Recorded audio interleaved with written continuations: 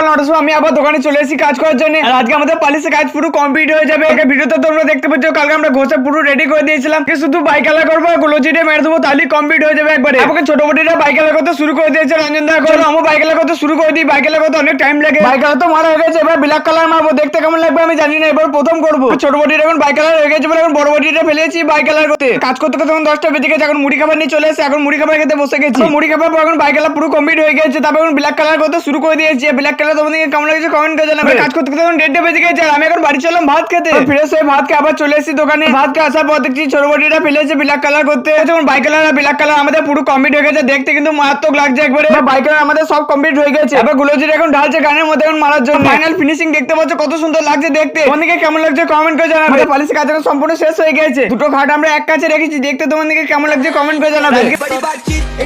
ভিডিওটা এখানে এন্ড করলাম, ভালো লাগলে লাইক কমেন্ট সাবস্ক্রাইব করতে ভুলবেন না। বাই।